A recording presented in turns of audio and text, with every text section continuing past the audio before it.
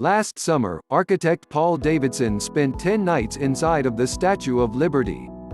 From 6 p.m. to 7 a.m., he and his team carried out a first-of-its-kind laser scan of Lady Liberty, capturing the statue's interior during the hours when it wasn't packed full of tourists. Correspondent Conor Knighton asked, "Do you look back at those 10 nights and think, oh, man, I could have been doing it now during the daytime?" "I know." Davidson laughed. "This is, like, the perfect time to be surveying, outside and in, for sure." Ellis Island and the Statue of Liberty are currently closed to all visitors, shut down due to COVID-19. Which actually makes this the perfect time to debut some of Davidson's work.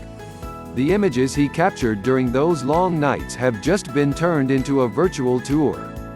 Now, all those who can't visit in person can explore the statue online like never before. A view from inside the Statue of Liberty's crown. National Park Service.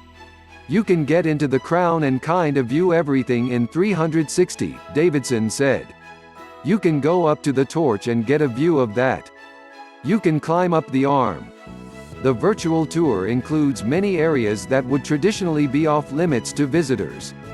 Davidson's team also laser scanned every nook and cranny, and getting that data was no easy task. Really, the biggest challenge for survey that the statue presents is the fact that it is never still, it's constantly moving in the wind, he said. "And when you're surveying, you want it to be static.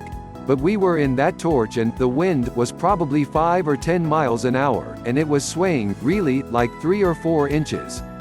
It was kind of like being on a boat." Technicians scanning the interior of the Statue of Liberty. CBS News. The statue was meant to sway. Its flexible support system was designed by French architect Alexander Gustave Eiffel. Perhaps you've heard of his tower in Paris. When Liberty Enlightening the World was dedicated in 1886, it was the highest structure in all of New York City, a triumph of engineering, and an instant international icon. Davidson said, "I think about the conditions under which that was done, and it was for nothing more than to celebrate democracy and freedom and liberty." An interior view of the Statue of Liberty. National Park Service. He has been documenting the statue as part of the National Park Service's Historic American Buildings Survey. The new virtual tour is just part of the project. The new scan will also serve as a high-tech, 3-dimensional blueprint for everything from research to reconstruction, if, God forbid, anything ever should happen to the statue. "This is a record that has many uses down the line," Davidson said. "If they do need to make some alterations, for social distancing even, they've got a complete 3D model to map that stuff out."